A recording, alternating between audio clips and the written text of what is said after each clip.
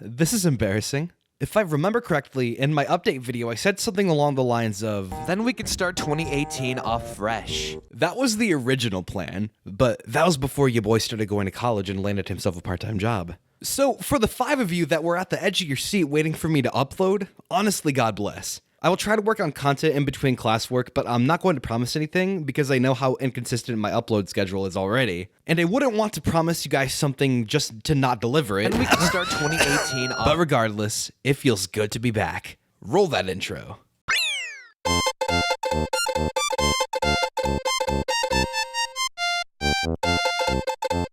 He's bigger, faster, and stronger too. He's the first member of the DK crew. That's right, I'm talking about the banana slamming, dong expanding gorilla himself, Donkey Kong. This absolute unit right here has been in the game since 1981. Despite owning a Super Nintendo and a Nintendo 64 as a child, I never actually played any of the Donkey Kong Country games. So what introduced me to the franchise was the game Donkey Kong 64. I think it's funny there was a generation of children whose first exposure to Donkey Kong wasn't groundbreaking graphics that were unheard of at the time, but this. Oh shit, wrong footage. Let's go back in time to when I was about 14. I was browsing the internet and after watching a few spicy YouTube poops, I came across this. When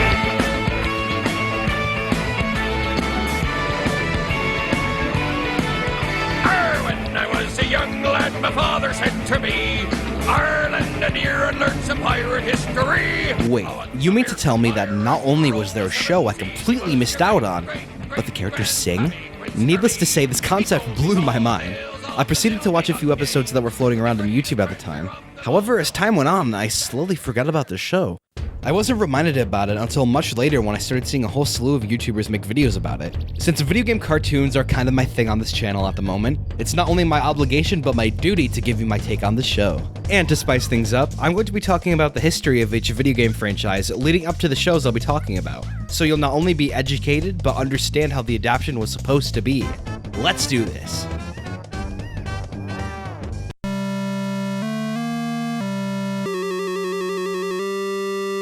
Before home consoles became the standard for video game entertainment, children of all ages flocked to arcades to spend hundreds of their parents' quarters at various arcade games. One of these was Donkey Kong, but it didn't start that way. You see, before Donkey Kong, Nintendo worked on an arcade cabinet that became huge in Japan called Radar Scope. When Nintendo wanted to ship this game to America, let's just say the reception wasn't nearly as positive. Hiroshi Yamauchi, the president of Nintendo at the time, took note of this and wondered how Nintendo would appeal to a Western audience. Yamauchi approached a college student he had hired at the time for help. This college student was none other than the legend himself, Shigeru Miyamoto. Miyamoto soon afterward came up with the story to use as inspiration. The story was about a mistreated gorilla who broke out of his cage, kidnapped a carpenter's girlfriend, and climbed on top of a construction site. Shigeru went to work and created a game based off of the story, and the result was Donkey Kong. To summarize, Donkey Kong was shipped to America, became a hit, and the rest is history. But after a few spin-offs, Donkey Kong sort of faded into obscurity for 13 years. However, in 1994, Nintendo started a partnership with the UK-based video game company Rareware, which led to the creation of so many legendary games. Banjo-Kazooie, Banjo-Tooie, GoldenEye 007, Diddy Kong Racing, Conker's Bad Fur Day, Killer Instinct, Battletoads, the list goes on. I mean, just look at Rare now. Poor bastard. All of this started with one game, Donkey Kong Country. Chris and Tim Stamper, the creators of Rareware, showed interest in working on a game for Nintendo's console at the time, the Super Famicom, which was later renamed the Super Nintendo in the West and other areas. After the partnership began, Rareware got their hands on this revolutionary technology called the Silicon Graphics Workstation, which gave users the ability to render 3D models. When you look at how graphics evolved over the years, these may not seem that impressive, but this came at an age where it was unheard of to have more than 32-bit sprites in your video games. Nintendo gave Rare full access to Donkey Kong, because shit, he's been sleeping for 13 years, may as well wake him up, and Rare went to work. With the power of Silicon Graphics, Donkey Kong Country was born and became a huge success.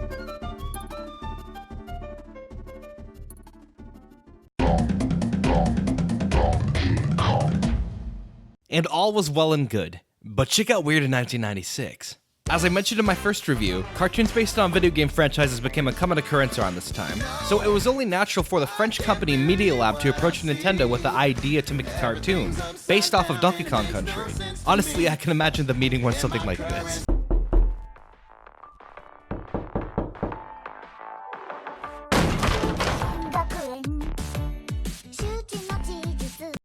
Je ne peux pas croire que vous ayez pris le temps de traduire cela. 教えてください。 Qui a posté ma nudité sur twitter.com.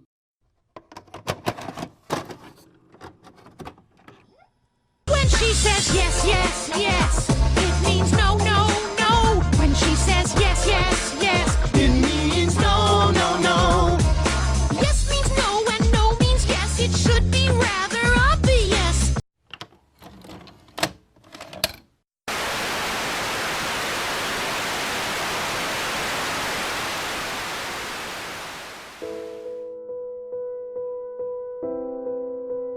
It was that day that I decided that I no longer wanted to be associated with human beings anymore. No more of human rights lies and deceiving lies. I wanted to be free. I wanted to be one with nature. So I became a dolphin. Swa swa swa swa sushi K work K work K work K work K work K work K K work K work swa swa swa K work K work K work K work. I am dolphin kind. Fear me. Swally say Sapagudo.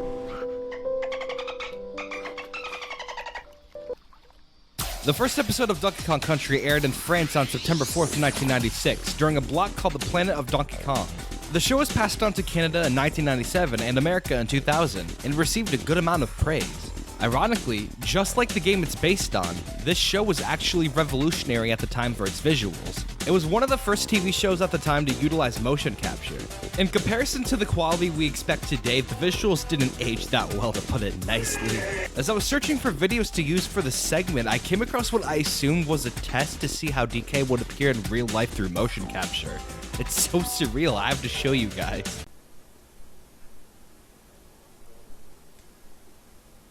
Nancy, glad to see you here at Media Lab. Hi. Oh, excuse me, I'm carrying this phone around with me. Let me just put it up. Hang on a second. Oh, 1, 2, 3. Presto changeo, no more banana phone. So I hear you got a couple of kids. Imagine waking up at 3 a.m. during sleep paralysis with that face looming over you. With a premise like this, you'd probably be surprised to hear it lasted quite a long time. It stuck around for 2 seasons with 40 episodes total. As the years went by, the show pretty much faded into obscurity. Until the internet got their hands on it. I'd shower you with coconut cream pies.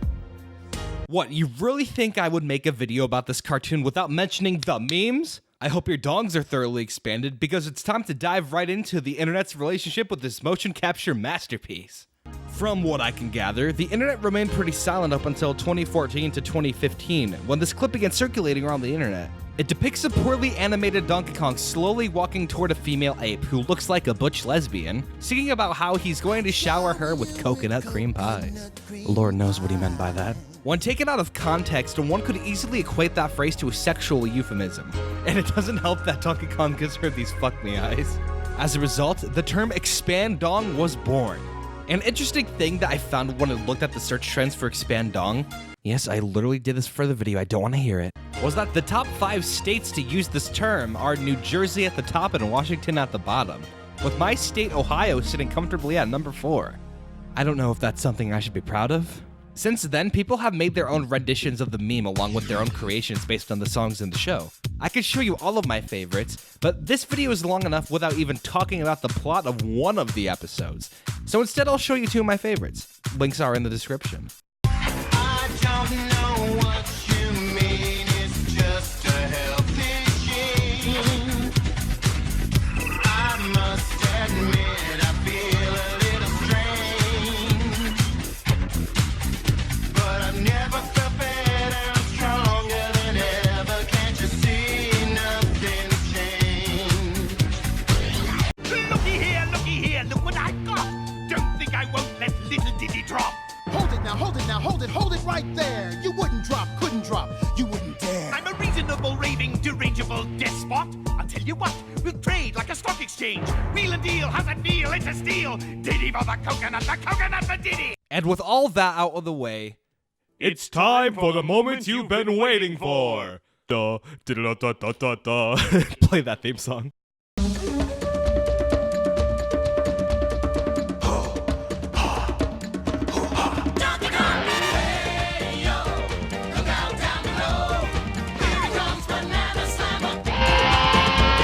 Due to the episodic nature of the show, after you've seen one of the episodes, you've pretty much seen them all. The theme song is admittedly catchy, and it shows you all you need to understand about the plot of the show. There's this magical item called the Crystal Coconut that apparently has amazing powers, but the show never really uses it to drive the plot, or to influence any of the events that take place. So all you need to know is that Donkey Kong owns it, and K. Rool and Captain Scurvy want it for themselves. Pretty simple Saturday morning fanfare. In the Donkey Kong Country games, Donkey Kong fought K. Rool and his Kremlings because they stole his hoard of bananas. And if I'm correct, the Crystal Coconut was never in these games, and was a thing specifically made for the show. The episode we'll be looking at today is Apnesia, not for its plot, but for something you'll see later on in the video. Okay, why does Donkey Kong look so depressed in the title card?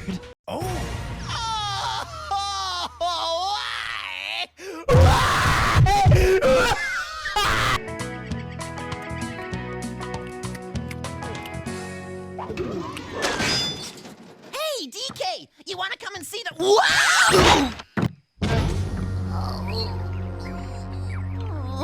Diddy, you okay? Speak to me, little buddy. Speak to me! Only one thing worse than a bruised banana. Herpes? Oh, a bruised butt. Oh, that's worse than herpes. Guess I better clean these peels up before something really bad happens.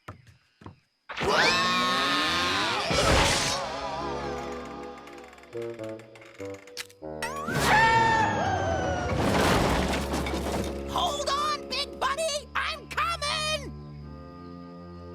DK? Oh, DK, are you okay? Oh, DK, speak to me, bestest pal in the whole world! Speak to me!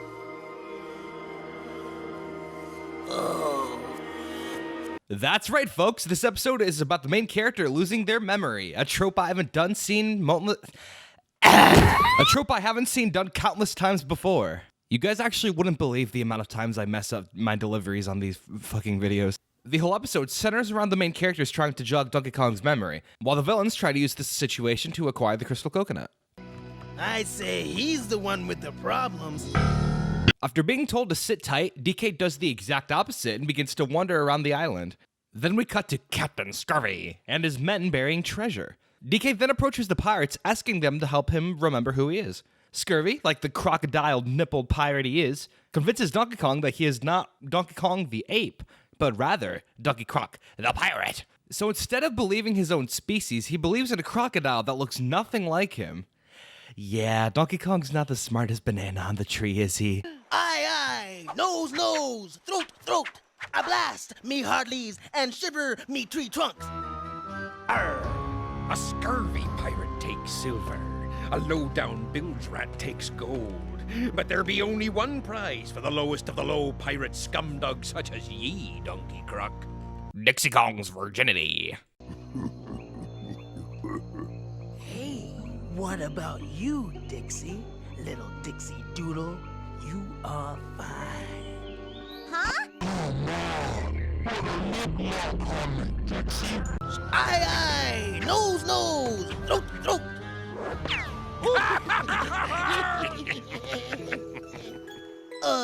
Any idea where I might be finding one of them coconuts? Try my map.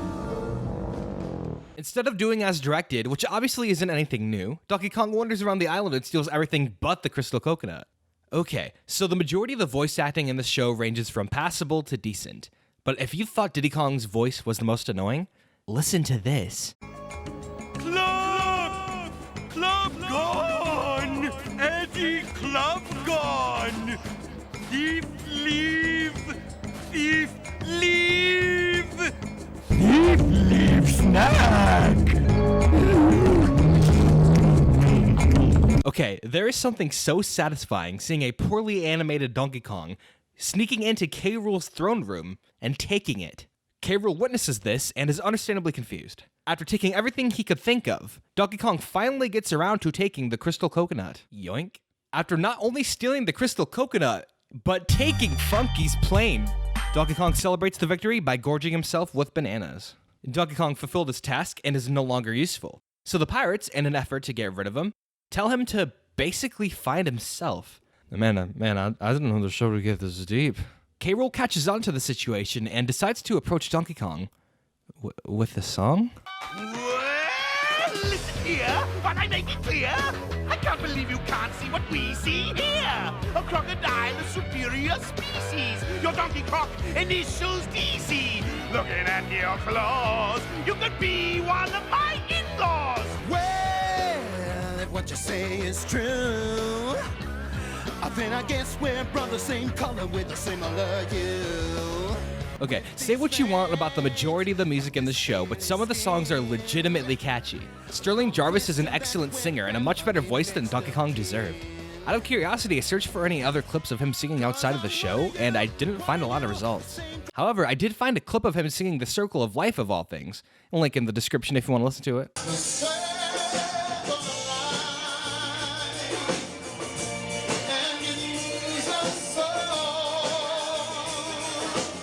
A huge chunk of this episode is dedicated to his friend stopping him on the way to obtaining the crystal coconut to try and jog his memory, montage style. So we're just gonna gloss over it because it's not really important for the sake of this review. It's this. Hi, Donkey Kong. Remember After Candy pushes DK into a tree, he regains his memory. To get back at the Crocs, DK, pretending to still be clueless as to who he is, convinces K. Rool and Scurvy that the other is out to get them, and that he has hidden the crystal coconut in a secret location. After following the map, things come full circle and the Crocs lose their memory. With that, the show comes to a close. Let's get to my overall opinion on this show, shall we? Interior crocodile alligator. I drive a Chevrolet movie theater. Honestly, what's there to say that hasn't been said by so many people before me? I feel like Donkey Kong Country as a whole would have probably been forgotten if it weren't for the internet's tendency to resurrect things from the past and breathe new life into them. Without its meme status, Donkey Kong Country is nothing more than a show of its time. Its writing and visuals prove that. But honestly, it's okay to be average. Even though this show wasn't fully true to the source material, which is kind of hard considering you're trying to adapt a property solely about a monkey fighting some crocodiles for bananas, the show isn't a complete dumpster fire. I imagine that everyone involved did their best with what they were given. A good portion of the musical numbers, while not necessary, were actually pretty catchy, and Donkey Kong's singing voice was way better than it should have been. If anything, this show is worth a watch. Not only for its meme status, but because it's bound to entertain at least someone. I give this show 3 monkeys out of 5. Remember when I said I chose this episode for a specific reason? What if I told you that there was not only one song in this episode, but 2 of them? I'm not gonna stop dancing.